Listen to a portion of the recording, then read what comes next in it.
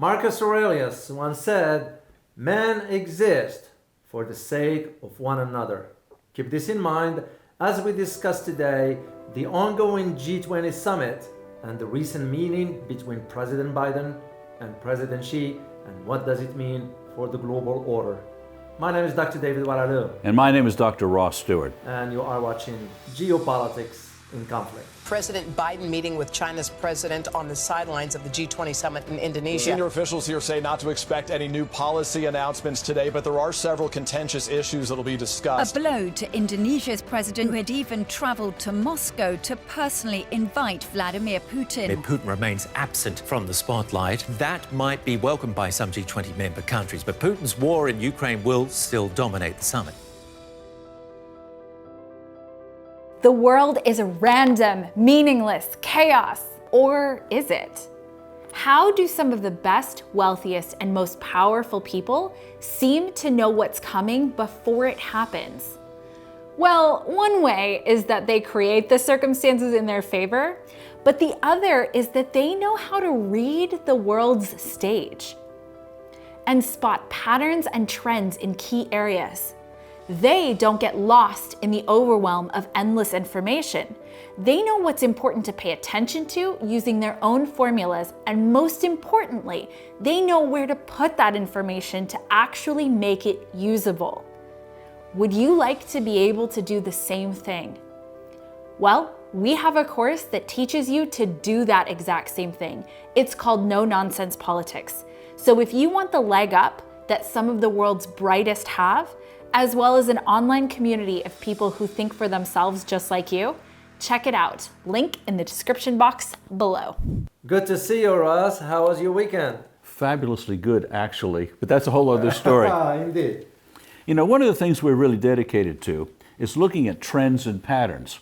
And we do multiple sources of information, divergent opinions, and then look at examples of this is the trend. Now, here's another piece that says this is the trend of where it's going. And I think we're going to emphasize that today as we look at Xi and Biden and the G20 conference. Indeed. Well, there's a lot of all the global eyes out on that part of the world, in Bali, exactly in Indonesia, where the G20 summit is being held today and will be concluding tomorrow. By the time you watch this video, the summit will conclude by then. What's interesting about it, Ross, and I am keeping an eye on it, is the final communique. Oh, that's gonna yeah. come out of that. I am very, very curious to read that transcript once it become public. It's just to see how they're gonna be wording, because there's a lot of issues going on. So, well, first let's talk about President Biden and President Xi's meeting that took place on Monday. Well, let me say this all sarcastically, because it's a joke. Sure. President Biden goes into this meeting with a clear mandate from the American people. He did not get a clear mandate. He's the Democratic Party is holding on by fingernails for any kind of power and control. Mm-hmm. And so that is not a clear mandate as to the people of America really do support him, and he can go take a very firm stand here. Where on the other hand, President Xi now is in his third term, and from what we can tell, he's enormously popular and has a lot of support. He really does have a mandate to care for the Chinese people.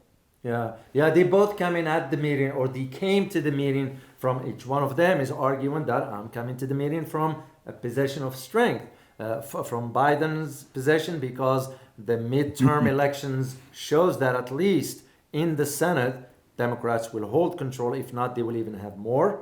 That depends on the outcome of the runoff in December. Yes. Believe it or not. From Xi's perspective, of course, being granted third term, but do you remember when we did the video last time and we talked about watch for what U.S.-China relations it's going to be now that yes. Xi has been granted third term? Well, to me personally, and this is my personal opinion, the meeting that just took place, it's an indication of that. Well, what we have is, from what we can tell, nothing of substance was accomplished in that meeting between Biden and Xi. I agree with you, Ross. It was nothing. 3 hours. I don't know what was the talk about. I did read up some information that's been released to the public. I didn't see anything of substance on that.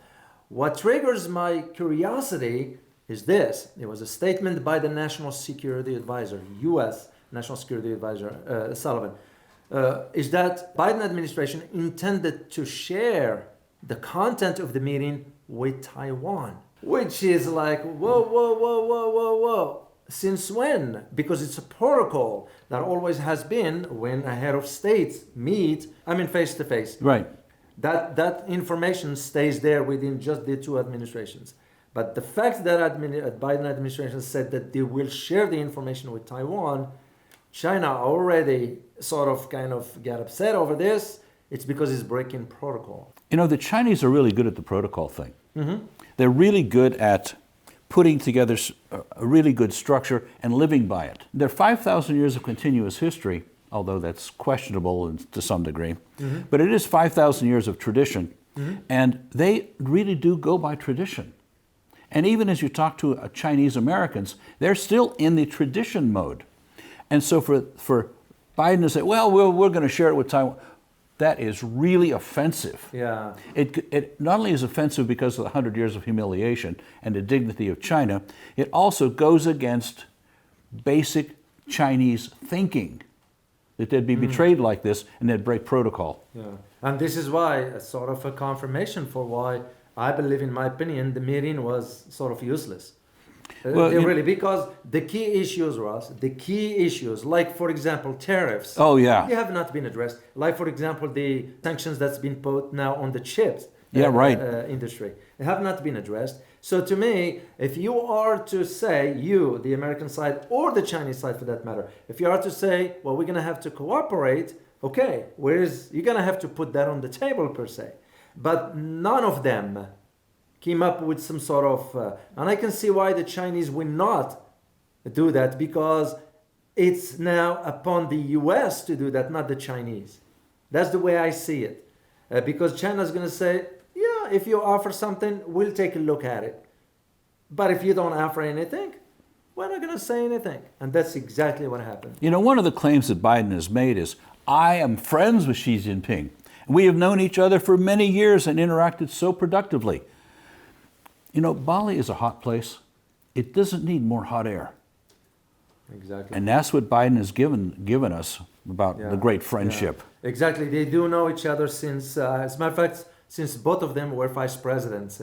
That goes back to 2011. Wow. That's how far back. But this is a different relationship than Xi and Putin. Oh, yeah. It's completely different. So we're talking about one being a real friendship. Exactly. Xi and Putin, and one being an acquaintanceship. And this is why I am convinced, this is my own conclusion, that the meeting was of no substance. So, and what's interesting about all this now is that the ongoing meeting of the G20. Oh, yeah. Oh, this is, we keep talking about patterns and trends. Mm-hmm. And so the United States says, well, you need to align with us against Putin, don't invite him, Ukraine is whatever. Yeah. And guess what? Well, Indonesia did invite Putin. The President Joko Widodo said, no, we are extending an invitation to the Russian president if he wants to come in. Of course, President Putin did mention that, or did send his notification that he will not be attending the meeting.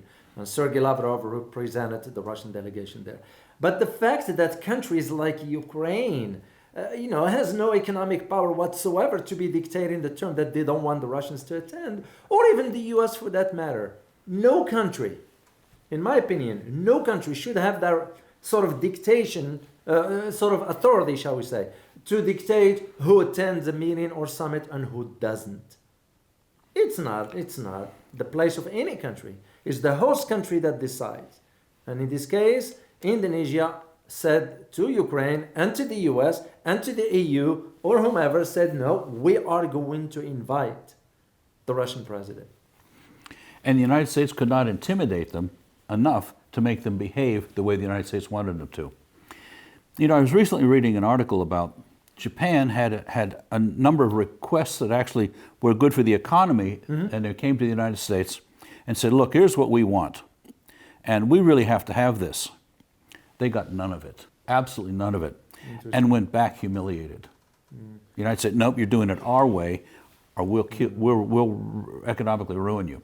I mean, that's not the way you build friendships over time. No. It just isn't the way it's done.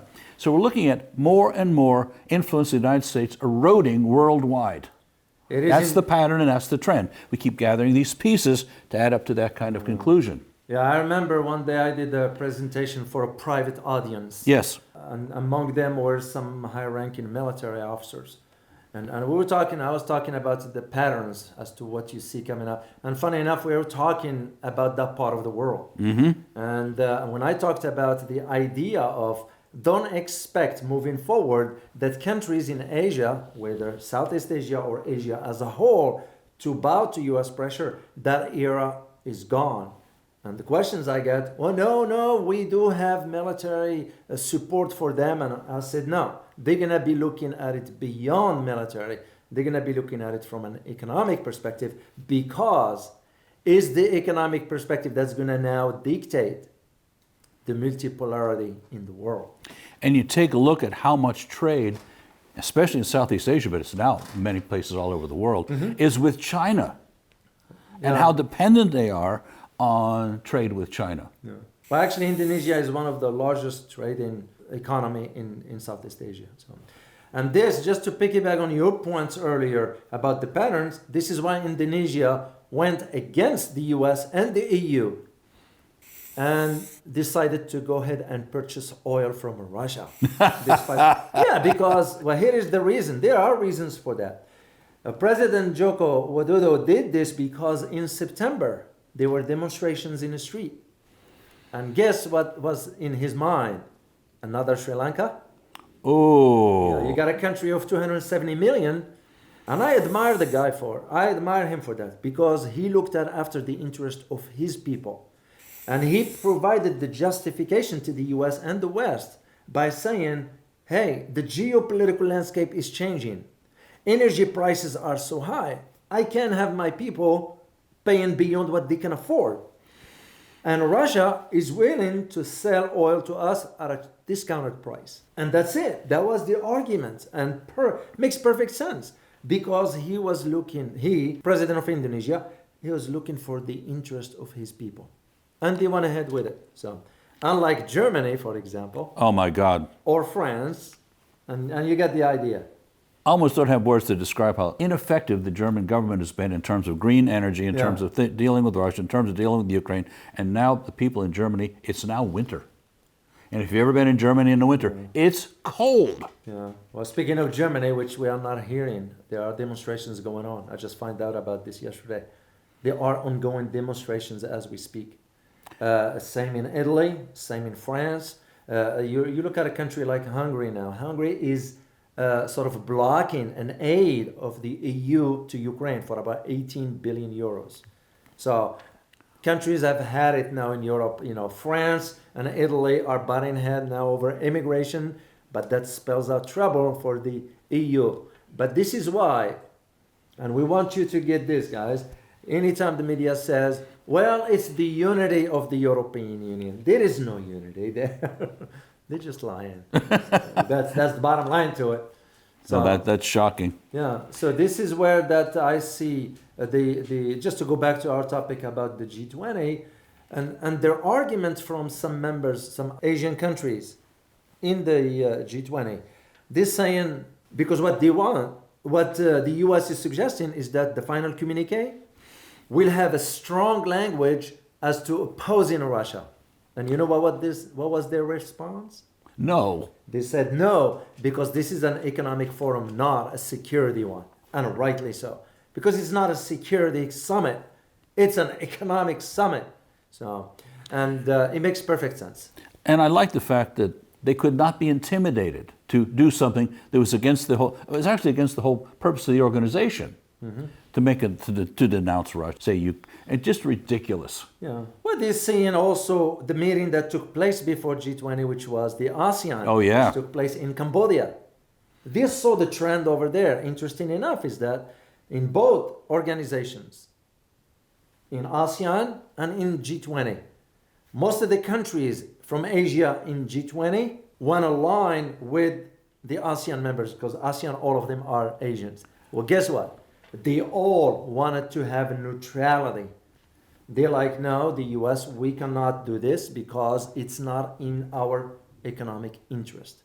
And in Indonesia demonstrated that by agreeing to buy Russian oil. Don't you love it? Yeah, well, they look out for the welfare of their people.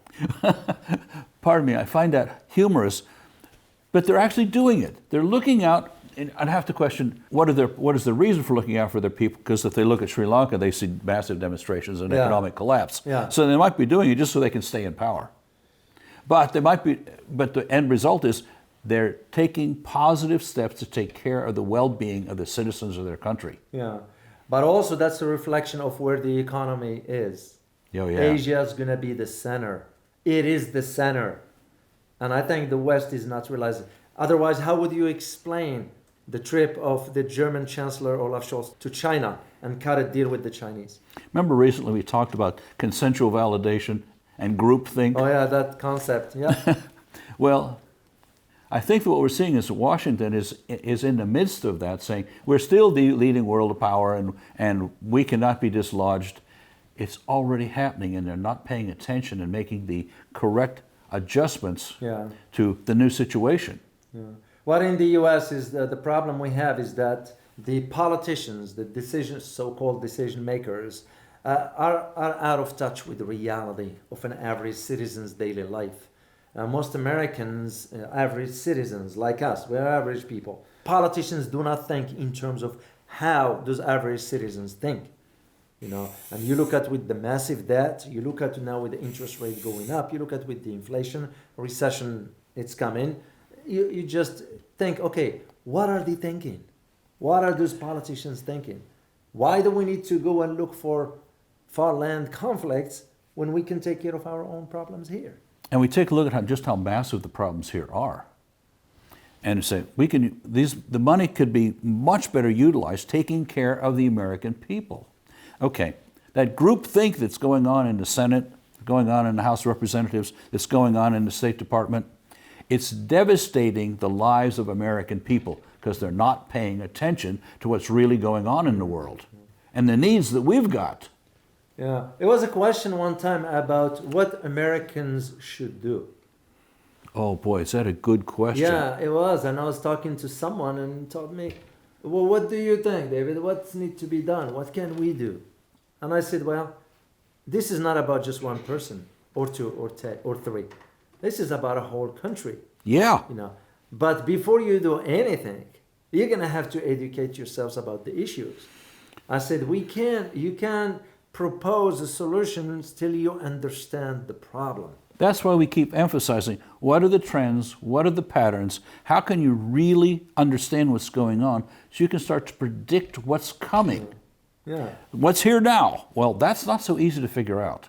What's coming? Well, good information. Now you have at least a prayer of figuring out what to do. And you've seen this a lot in your consulting career, Ross. Oh my God, with how have I ever. companies, when they approach you to sort of help them out, restructure, or even put the top leadership team or whatever. I'm sure you noticed all this throughout your career. One of the number one things I was hired for is to work with the executive team and let the CEO know who he's got on board or who she's got on board. Because very often they don't know. Wow. Mixed loyalties, mixed skill sets. They didn't know it, and it cost, I was with one company, it cost them the company. They went down because we couldn't make the changes fast enough. They'd hired, half the executive team was the wrong group. And they just couldn't do the job. Did they know that they were hiring the wrong people for the job? Only after I told them. Because they brought me in after they'd already made the hires. Oh, after the decision was made. No, after that, many of the companies hired me to come in and evaluate prospective employees. By the way, just as an aside, Yeah. for example, I was hired by a board of directors once to evaluate 3 candidates for the CEO position. And this has happened many, many, many times over the many years I've been doing this. And here's how it always broke down. And the pattern was really amazing to me. One of the 3 candidates was clearly not even management material. I'm going, hold it, and you brought him in? Wow. The second was management material, but he didn't, the person simply was not the right person for the job. And then typically there was one person who really could do the job. The first time I saw this, I thought, isn't that interesting? But I saw it over and over and over again. So it's a pattern. It's a pattern. And the point is, they couldn't tell. But it was obvious to me after, you do it 50, 60, 70 times, and it's pretty obvious at that point. So that's what they brought me in. Interesting enough, you shared this story, Ross, because it made me now think about, I put this example you provided within the context of what those leaders at G20 could be thinking, especially Asian countries. Because they're going to be thinking now in terms of, okay, what is good for our economy? What is good for our people? What is good for our region? Because I don't see the EU, the European Union, relevant anymore. I don't see, literally, it is my belief that either ASEAN or BRICS or together will overtake the EU soon. And the military might of Europe and the United States, that's the end game of an empire. Yeah. Military. Yeah. Their economies are shot. The whole thing about the collapse of an empire. Yeah. It isn't going to sustain. For sure. I mean, the French army is now in Mali, in North Africa. The United States army is everywhere. Yeah. Well, the French, by the way, they've been kicked out of France. Yeah, because the French president, Macron, is saying that, well, we're going to stop our operations in Africa. No. You've been kicked out of France because even like you take a country like Morocco. Well, Morocco was a French colony. Yeah. Well, guess what? They're changing the language from French into English. Algeria, French colony. They're changing French language into English. So France is gone.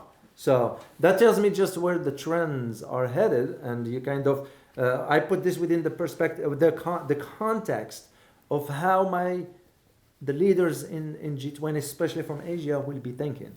And this is why when you look back at the meeting that just took place yesterday between President Biden and President Xi, nothing else mattered except one issue, Taiwan. Oh. So that keeps coming to the forefront. With good reason.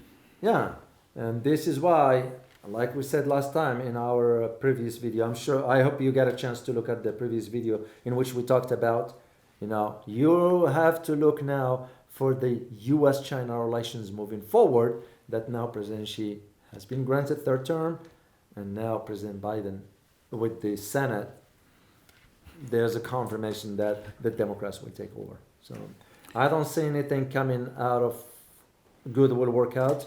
It's going to be just the status quo, the way it is. Nothing's going to, I don't see anything changing. It's nothing but it's just for, rhetoric, basically. That's all it is. Because if they really cared, if we would have talked about the tariffs, for example. Right. We would have talked about this war on microchips. We would have. There were some other issues that we could have talked about, but. One of the, as I continue to observe China, they are certainly not a perfect society, not a perfect government. They've got enormous problems. Yeah. But at the same time, they're at least saying out loud in words, we're not going to militarize, we're not going to export our military might. Yeah. We've got so many issues to deal with. How about you come work with us? At least they're saying it. Yeah. I just read this morning, research just came out about the demographics. What do you expect moving forward? Do you know, Ross, by the way, today we've reached 8 billion people on Earth? Whoa! Just today. Yeah, I just found that out this morning. And what they are predicting, the social scientists, basically, that deal with demographers and so forth, believe it or not, Africa will be the next hub for demographics. Africa has about 1.4 billion. They're expecting Africa to be about 3.4 to 4 billion within the next 2 decades or 3. And you take a look at Nigeria and some of these countries that have mushrooming populations. Yeah.